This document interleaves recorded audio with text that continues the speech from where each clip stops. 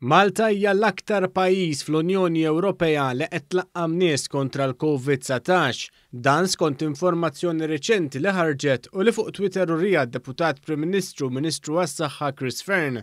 Issa Malta tinsab qabel id-Danimarka fl-loti tal-vaċċin għal COVID-19. Sal-ħamis kienu tlaqmu iżjed minn 15,300 persuna. Il-fatt li issa pajjiżna huwa l-aqwa fl-Unjoni Ewropea fir-rata tat-tilqim jikkuntrasta ma' dak li qal il-kap tal-Oppożizzjoni ftit tal-jiem ilu f'intervista mal-ġurnalist esperjenza Reno Buġejja.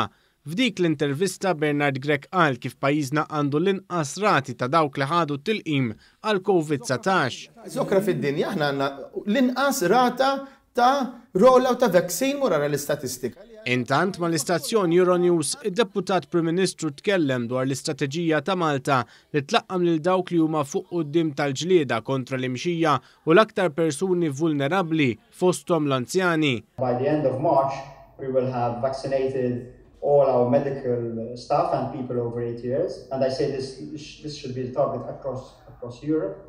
By the end of May, we should have vaccinated everybody over 70 and those with chronic illnesses, so all vulnerable groups within our society. And the realistic but ambitious target is that by the end of September, we will have vaccinated 70% of our population, which means herd immunity. Fearn qal mal-Euronews li kien importanti li pajjiż żgħir bħal Malta jimbotta l-qudiem ftehim konġunt sħiħ li jissalvagwardja kunsinji adekwati tal-vaċċin għal kull stat membru. Intant sar magħruf li 85% tal-anzjani fl-Isptar San Vincenz de Paul tlaqmu bl-ewwel doża tal-vaċċin għal kontra l-COVID-19. Dawk li ma tlaqmux kienu anzjani li ma ridux jew minħabba raġunijiet mediċi.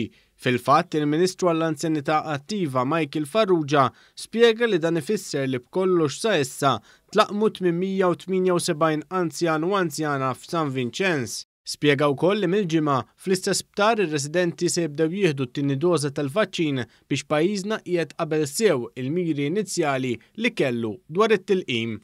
Qabel konna qegħdin inħarsu lejn l-aħħar ta' April illi jkunu ħadu t-tieni tilqima sa nkunu qegħdin inwettqu it-tilqim ta' dawn l-anzjan kollha jridu jitlaqmu bit-tieni doża sal-aħħar ta' frar. Sa dan it-tant naħseb tajjeb illi wieħed jgħid ukoll illi mill-jiem li ġejjin sa nkunu qegħdin nlaqmu lil dawk l-anzjani fid-djar tagħhom, dawk l-anzjani biss li ma jistgħux joħorġu minn darhom.